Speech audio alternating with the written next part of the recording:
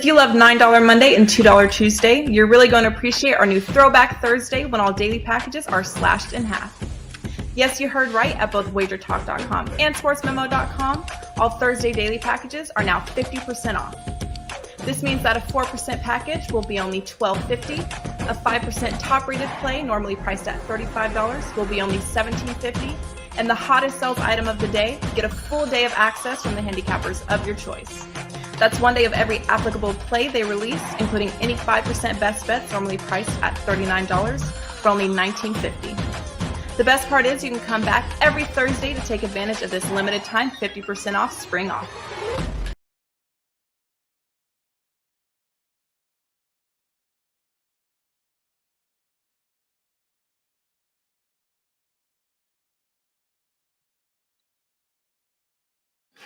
Happy Thursday, guys. I am Carmine Bianco. This is WagerTalk TV and Stoppage Time, EPL and Serie version. We have 4 big games on the weekend.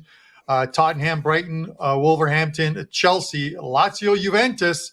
And we're going to finish it off with a Sunday fixture between Liverpool and Arsenal. With me to discuss today's games from WagerTalk.com, it's Kevin Dolan and Brian Power, and filling the sports memo seat on Masters Day, it is Nick Borman. Let's bring the boys in. Nick, I'm going to go to you first because the Masters kick off today, and I'm sure that you've been doing just weeks of work and handicapping on this, and I know people probably can still pick up those packages. So I just want to get you on first. Tell us what's going on. Yeah, I've been totally distracted by the Masters all week. I got it streaming over here in the background right now. Tiger tees off in about 15 minutes, so it's exciting times for sure. The Masters, I mean, beauty of how I handicap golf is taking outrights and leaderboard bets, and all the books actually keep them up all 4 days live in real time and just keep updating. So you could honestly buy my back on tomorrow and it'd still be applicable and probably get better numbers on some of the guys if they have a slower start, right? So there's plenty of time to still grab that. But these next 4 days are any golfer's favorite week of the year for sure. Definitely. It is on all TVs everywhere. It's a big thing in Vegas as well, too. So head over to Sports Memo and grab Nick's package. One guy who would love to grab Nick's package, Kevin Dolan. What's going on, man? That's going to be a hard pass for me, Carmine. In fairness, look, woke up to the news. Big Frank Lampard is back in the Chelsea dugout. It's almost biblical, isn't it? It's Easter weekend. He's back. He's returned, and it's great news all around. So I'm happy with that. And wasn't so happy last night. Newcastle West Ham game going over. I mean, I don't think anyone's seen 6 goals in that game, so that we were on a nice 4-1 run. That ruined me. We mini streak in the EPL. But yeah, all good. We've loaded K-League package, Korea League for the weekend. We have MLS triple pack loaded up as well, and we're just finalising the European cards as well. So all in all, looking forward to a good Easter weekend. Yeah, that was quite the goal fest for Newcastle. I didn't expect that either. I didn't have any action on that game. I split out on the Man United game. I had over the total at even money, which ended up splitting out with as a loser with United to win. And, there were so many chances early on. And when those chances don't go in, the longer that game is at 1-0 or scoreless, you sort of lose hope on that total and just hope for the split and no unit losses. So that's where we were on that one. But such a huge weekend of action coming up. Brian, you've got a ton of action, I have to believe. Yeah, Kevin was pretty quick, by the way, to pass on grabbing Nick's package, you said there. But I will remind everyone, it is half-price Thursdays at both WagerTalk and Sports Memo, so maybe we want to all think again about that. But coming off a 4-1 Wednesday, guys, overall, feels good. 5 straight wins in MLB. Hit our best bet in soccer yesterday with Leipzig. The one loss was a half loss on Brentford. And just to show that I have no shame, I will completely throw my 5-year-old daughter under the bus on that one, because after the show Tuesday, I'm writing up Brentford +1. She comes home from school. She's like, Daddy, let's get Mexican for lunch. I'm like, okay, just let me finish this up. No, I'm hungry now. Well, like a complete pushover. I'm like, all right, let's go. What's the big deal? We'll just go right now. You're already ready to go. Well, I come back. Line moves from +1 to +3/4 of a goal. And you know how that one ended up. So I'll still take a 4-1 day overall any day of the week. And at least the queso was good, Carm. So that's how I'm doing. Man, I love queso. I love quesos. So yeah, no, listen, family first, but yes, I get it. Losing that order sometimes is the difference between a obviously a push and a half loss, and sometimes a push and a half win. So we move on, and that's what we're going to do right now. We're going to move on to the first game on the card, and this one goes on Saturday. It is Tottenham and Brighton. Let's have a look at the numbers on this one. Spurs +160 at home. The draw is +251. Brighton +165. Kevin and I are going to look at this, and I look at this game, and I somehow feel the same way as I did with the Man United and Brentford game, is that I see some goals in this one. I have to believe Tottenham is going to be a little bit better than they were against Everton, that they're going to be a little bit better offensively and moving forward after Conte left. Everyone was sick of Conte ball. But it's still the Spurs, and and every time you expect something different from them, they disappoint you, as always. But they're gonna face a Brighton team that scores goals. This isn't a team where we're used to scoring goals. They've only been held off the score sheet in their last 25 games 3 times. One was in a EFL Cup game in which they started a lot of their bench, and one was in a scoreless draw. So this is a team that is finding the back of the net and scoring, having scored in 22 of 25 of their last games. So I'm leaning into the over here. The over is 2.5 -120. I feel the same way about this one as I did about that Chelsea Liverpool under that was at plus money and finished in a scoreless draw.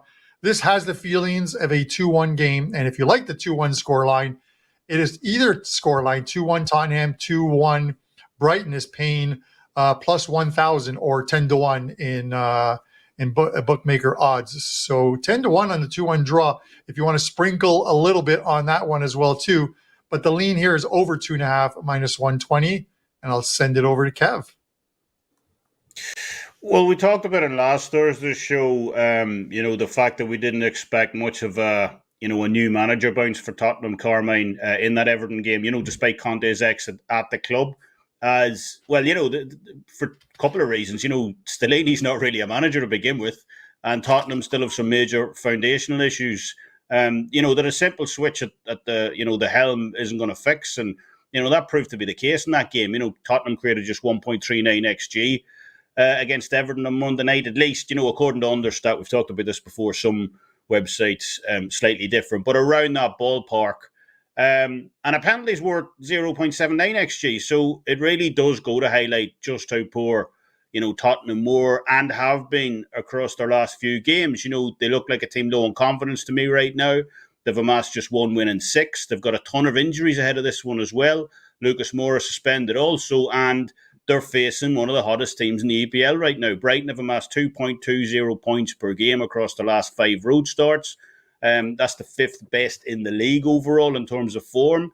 And they're tied for the highest clean sheet percentage out of any team in the EPL across that run as well. So, trusting Tottenham to deliver a win here is not something I'm comfortable at doing. Brighton will know as well that a win here, they'll sit just 4 points off United for a potential Champions League spot in 4th. So we know they'll be fired up ahead of this one. But it is in North London. This is Tottenham's first game at home since the managerial change. So, you'd have to imagine Christian Stellini will, he'll try and have to lay down some kind of marker here in front of the home fans. Tottenham have gone through 15 years and 8 manager changes. The last time a new boss lost his first game in charge of this club at home. So, I'm sure Stellini doesn't want to become known as the guy who broke that run. So, there's no question Brighton are playing the much better football for me of the two right now. They're playing with a ton of confidence going forward. 17 goal attempts against Palace, 33 goal attempts against Brentford, 16 against Bournemouth. I mean, they're just pouring men forward under the Zerbi while, We look at Tottenham, 8 against Everton, 9 against AC Milan, the Champions League as well. So it's fair to say who's the team playing with the greater swagger right now. But saying that, like I said, with so much on the line here, I do expect Tottenham at home. I mean, you'd have to imagine they have enough to grind out a draw here in front of their home fans. So outright draw for me at plus 251. That's a big price. I think Tottenham just do about enough not to lose this one. Yeah, and Kev, I'm gonna follow that up and then go back to you for any additional thoughts on it. You look at, and we talk about Stellini. It's not much of a change. He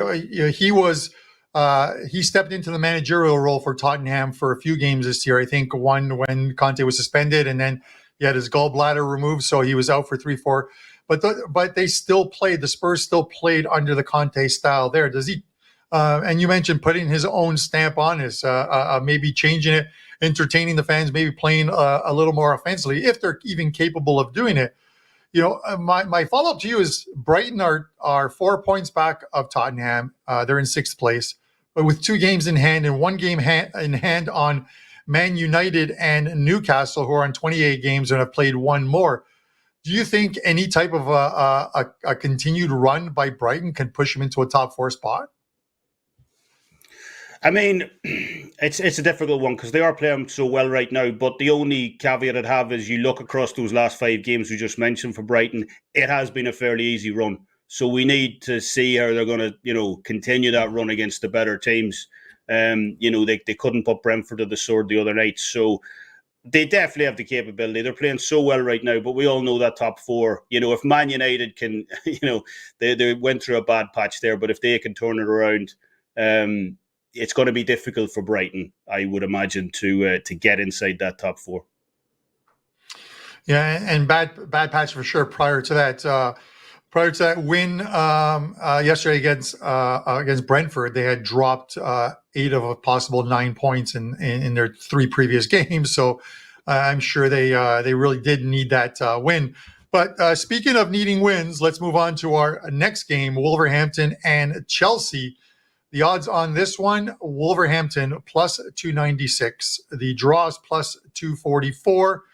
And Chelsea, the only team of the 4 games we're discussing today that, as far as the opening lines, are favorites, where you're laying juice at minus 101. Brian, I'm going to go to you first on this one.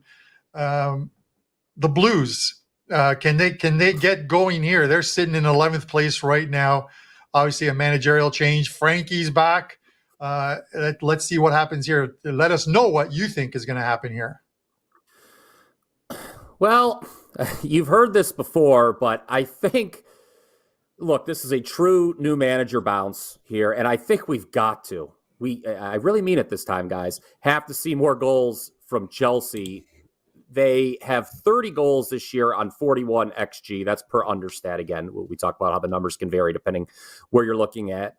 It was a 0-0 draw with Liverpool, obviously, but understat had that match 2.19 to 0.2 XG in Chelsea's favor. They had so many missed opportunities to score there.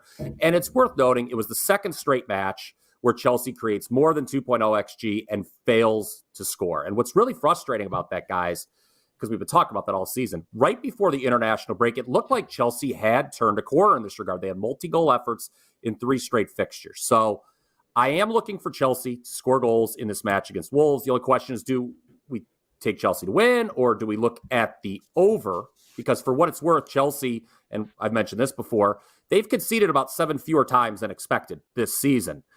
Wolves, they've scored in 4 straight matches for what it's worth. I would say if you could get the over at 2.25, it's probably worth a shot. Those are disappearing though. And over is not my usual initial instinct when it comes to this Wolves team who, while they have scored in 4 straight matches, the XG numbers aren't great, guys. Only 0.38 against Forest last week. They get a late equalizer for the 1-1 draw. And when you look at this relegation battle, I'm not going to speak for you guys, but I think most people would say Southampton, Bournemouth, and Forest are probably the 3 favorites to drop down, pardon me. But of the 9 teams still in danger, does anyone feel good about Wolves? Like, there's not a lot they do well. That their statistical profile isn't particularly enthralling. And per understat, they've got a worse expected goal difference than Southampton, fewer expected points than Southampton. They way overperformed last year in terms of expected goals allowed, so I'm not surprised at all they've regressed. They're tied for the 4th most losses in the league this year. Just the bottom line, if Chelsea can't get the new manager bounce here with Frank Lampard, my goodness, look at these remaining fixtures in April, guys. Real Madrid in the Champions League, Brighton, second leg against Real Madrid, Brentford, and then Arsenal. They need to win Saturday. I know Wolves need to win too to get clear in this relegation battle, but I got to take Chelsea at this price. Come on, Frank. Let's get it done. Chelsea gets all 3 points here. All right, go Frankie. And listen, I agree with you. You look at that relegation battle. It's going to be a crazy one for the final 10 games of the season. And Wolves did play a little bit better when they made the managerial change to Julian Lopetegui, but they haven't looked as good lately. And I think it's worn off. And they're a team that is going to be there right there at the near the end of the season, that last month in the relegation battle, I have to believe.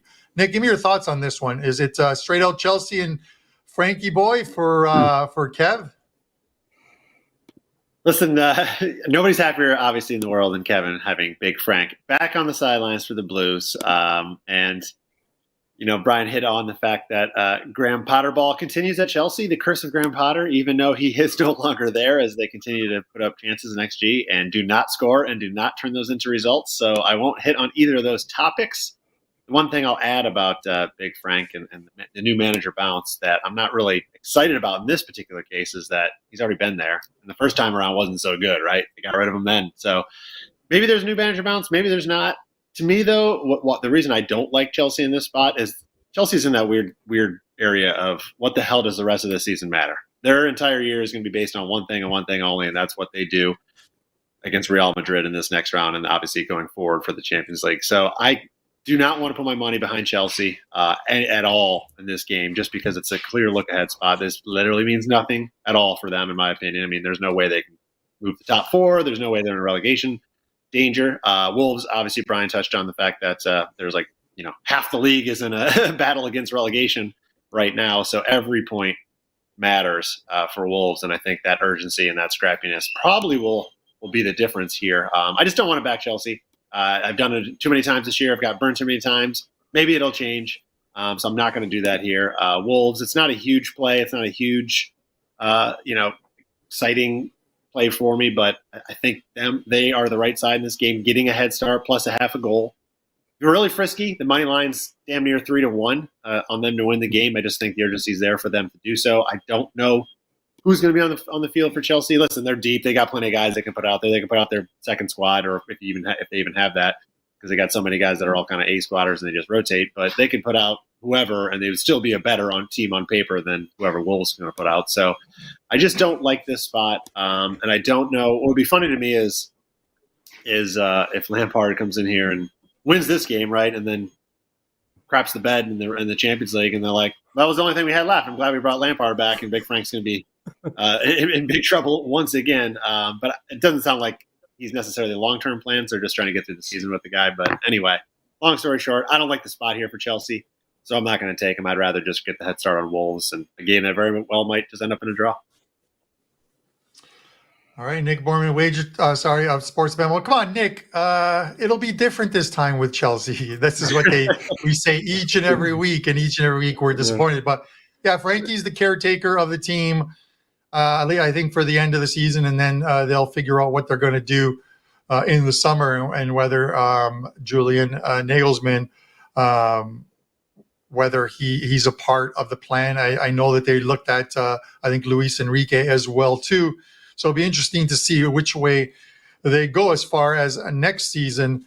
But before we get into the third game, guys, I want to mention that deal we mentioned on Tuesday's show is still good until Sunday at midnight, where you can get 6 weeks of soccer for the price of 1 month, $199. You get 6 weeks of soccer. This is literally going to take you pretty much to the ends of the domestic league seasons and through the tournaments. It's a great deal. Regularly priced at $357. This is $199. So you're saving about almost $1.60 on this one. Great deal. over at Wager Talk and Sports Memo. Just head to your favorite cappers page and you'll find that in the special section or in the deal section on the website.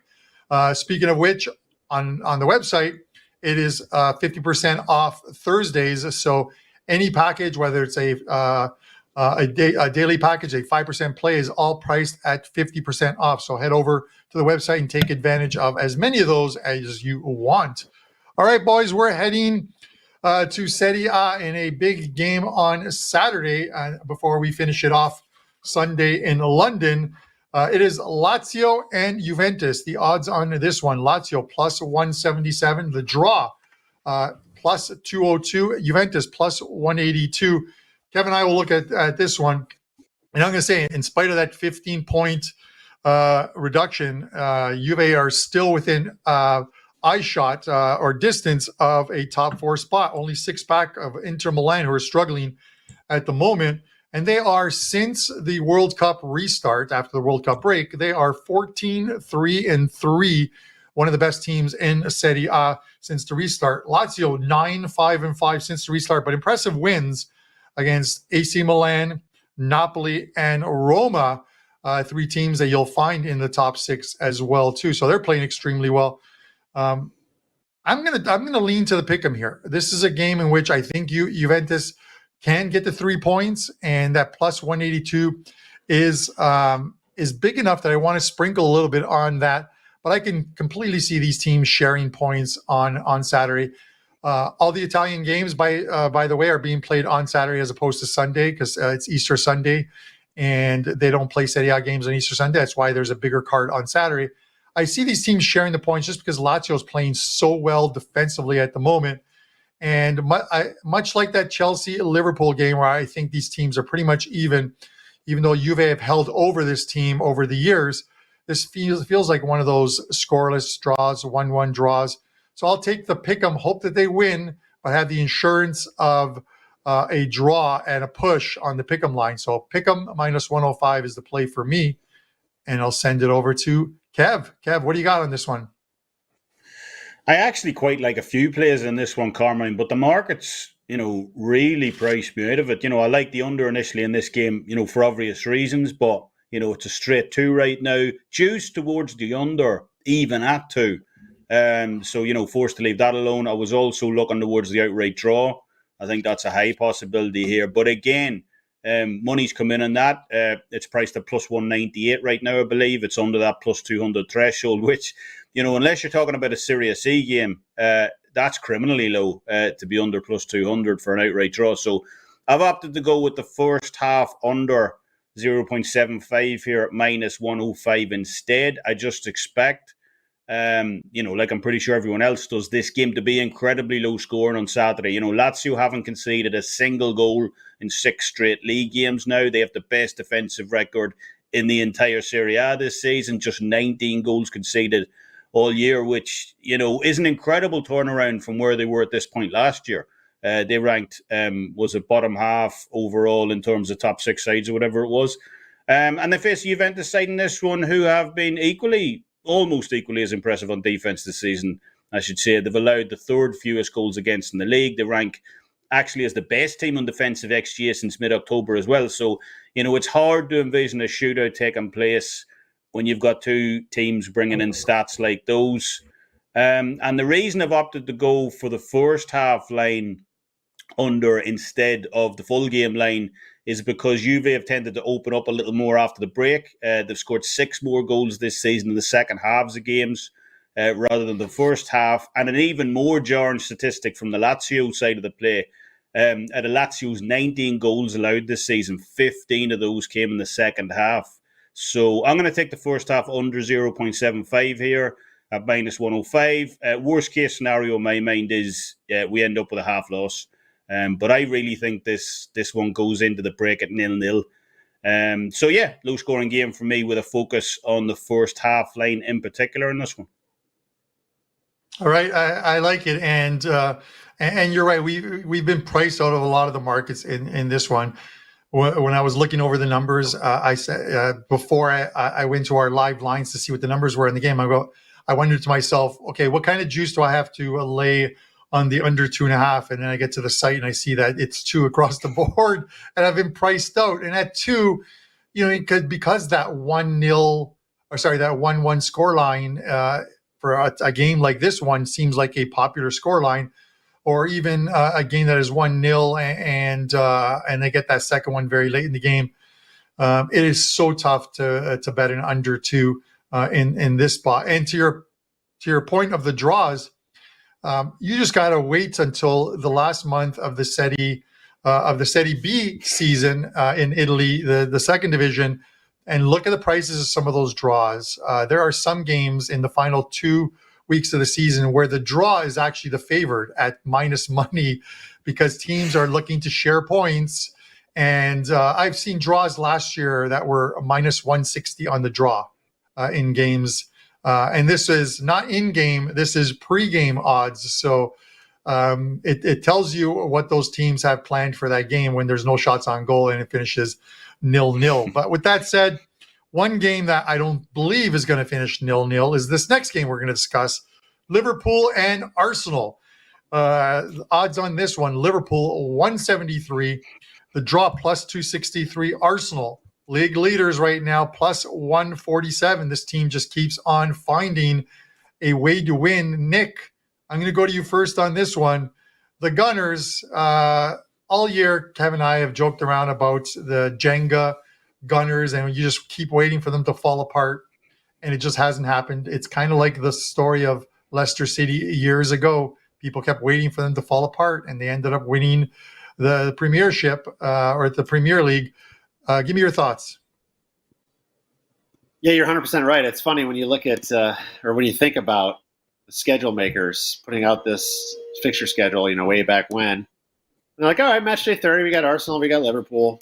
One of these teams is probably going to be battling for the top. One's, probably outside looking in on a European spot. I guarantee you they were not thinking the teams would be swapped and it would be Liverpool on the outside looking in and Arsenal sitting there at the top. At the same point, they probably weren't thinking Arsenal would be the only one left in the European competition either. But here we are. It's remarkable to me how much of a drop in quality we've seen from Liverpool this season. Most of it on the defensive side of the ball. Offensively, they still had a decent year. They've been putting up solid XG numbers. They rank in the top 4 or 5 in pretty much all statistical categories offensively. But ranking 16th in expected goals allowed is obviously not a long-term recipe for success in the Premier League. Last season, Liverpool allowed 0.86 expected goals per game. This season, only Fulham and then 3 relegation candidates, Everton, Nottingham, and Bournemouth, have allowed more. So that is not a group of teams you want to be accompanied with when you're talking defensive performance. On the flip side, many expected Arsenal to perform better this year, which obviously they have. They ended the year very strong last year. They made some offseason splashes. Clearly they've improved, generating the second most expected goals behind only City this year. But their defense has gotten much better too, allowing 1.27 last year, now down to just 1.01 this year. On the road has been the most impressive for the Gunners. They're the only team in the Premier League allowing less than 1 expected goals per 90 minutes, so they obviously lead the league in expected goals allowed away from home. For Liverpool, there's an outside chance, I guess, that they could still push for a top 4 spot. They're 10 points back with 10 matches to go of United. It obviously seems very unlikely, but watching their performance against Chelsea, even though they somehow managed that 0-0 draw, is just a stark reminder of how far behind in quality they are. And if the Real Madrid result in the Champions League didn't already remind you of that, I just simply don't want to put any money on a team that's just 10-18 this year against the spread.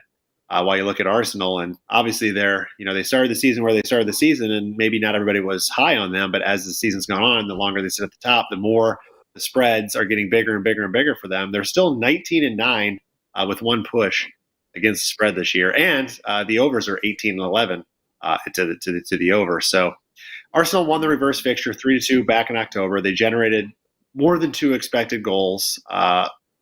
And the Liverpool did, It was 2.82 to 0.77, or roughly thereabout, depending where you look. But over 2 expected goals more than Liverpool did. I see really no reason to think this match is going to play out much differently as far as a result goes. I don't expect it to be nearly as lopsided as that first match, but the Gunners keep gunning. Liverpool keeps looking crappy. I don't know. I'm going to keep riding the wave while it's there. Arsenal have won 11 of 14 away from home. What's not to say they can't do it again? Arsenal plus 135, plus 130, plus 140, 147 we're seeing on the screen. I mean, I love that price is very attractive to me. You can play this safer, of course. Just take the Asian handicap minus a quarter of a goal. If they end up drawing, you're only losing half your wager, but I like Arsenal here. All right, Nick Borman of Sports Memo. Nick, listen, I have to agree with you, and I'll get Brian's thoughts in a minute. I thought a couple of months ago Liverpool were starting to turn the corner, and they played 2 or 3 flat games in a row again, and they're just a team that is going to be a mid-level or a mid-table team. They're on 43 points. They've dropped 8 of a possible 9 points in their last 3 games, and they just don't look like they're a team that is going to string a bunch of wins together to make a run at the top 4. I think the top 4, they're 10 points out, and the teams in front of them aren't going to drop a lot of those points. And I always love to throw out an exact score prop on a few games, and this is one where might surprise you, but it is going to be Arsenal in this one.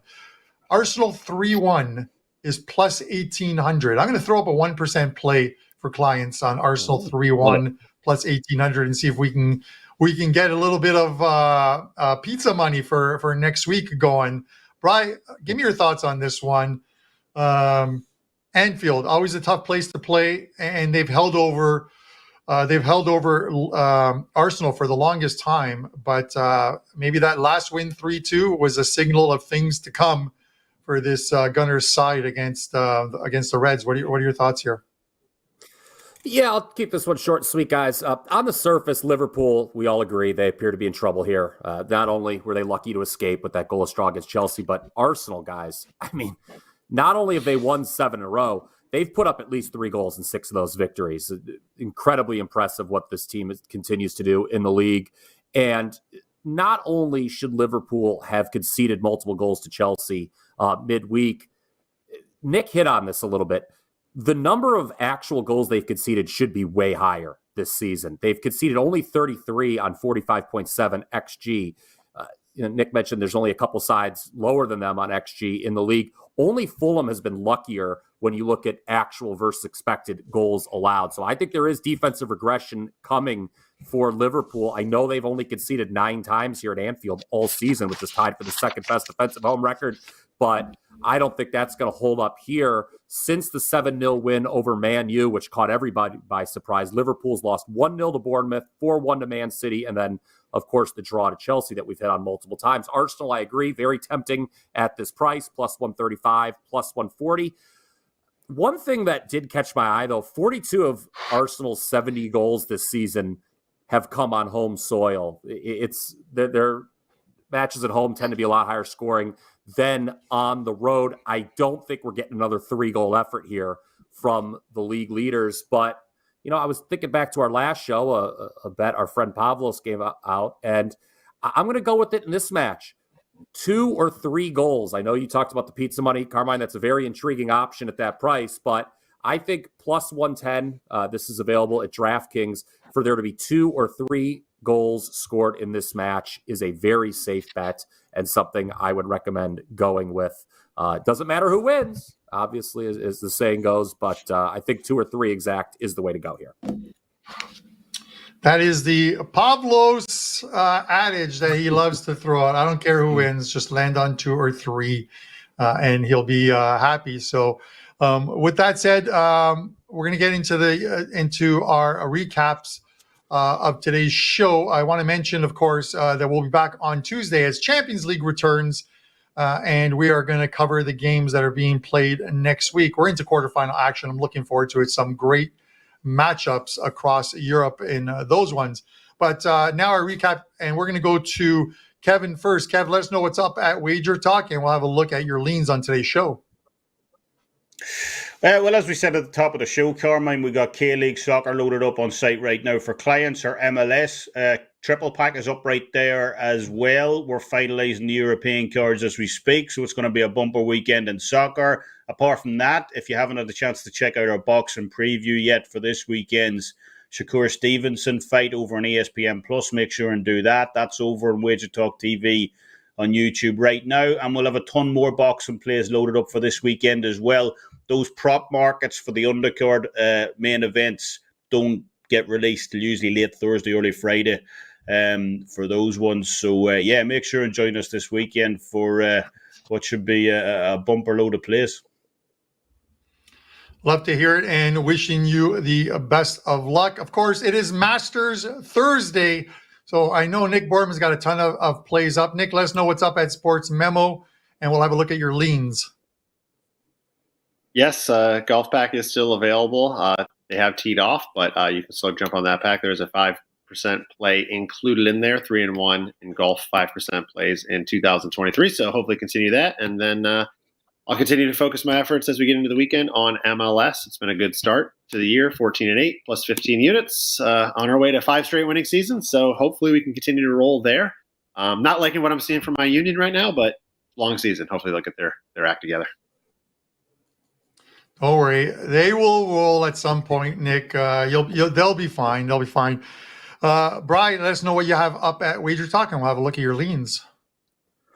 Yeah, just one play Thursday, Carm. Half price Thursday, as you mentioned. It is in Major League Baseball as we look to make it 6 straight winners on the diamond. You got to get there early. Play is going to come off the board early. Obviously, most of the MLB action in the afternoon today.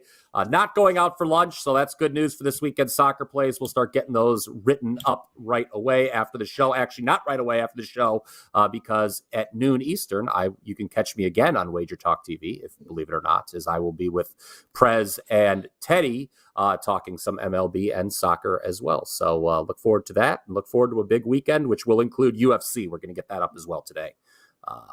So let's get after it. Let's get after it, and best of luck to you. And of course, you're going to spend the next hour anyways watching Puck Time, which comes at the top of the hour. Myself, Andrew McInnes, and Brian Leonard discussing 4 big games as the NHL season winds down, and 4 big and a lot of races for the wild card spots. Myself, currently 4 plays up in the NHL. 2 of them are best bet selections. Of course, you can get those for 50% off on Thursdays. And we'll see my leans on the board there. Again, guys, we really appreciate you tuning in. We're going to be back on Tuesday with some Champions League coverage. For myself, Nick Borman, Kevin Dolan, and Brian Power, this is Stoppage Time. Thanks for watching, and best of luck with your plays. If you love $9 Monday and $2 Tuesday, you're really going to appreciate our new Throwback Thursday when all daily packages are slashed in half. Yes, you heard right. At both WagerTalk.com and SportsMemo.com, all Thursday daily packages are now 50% off. This means that a 4% package will be only $12.50. A 5% top-rated play, normally priced at $35, will be only $17.50. And the hottest sales item of the day, get a full day of access from the handicappers of your choice. That's one day of every applicable play they release, including any 5% best bets, normally priced at $39, for only $19.50. The best part is you can come back every Thursday to take advantage of this limited time 50% off spring off.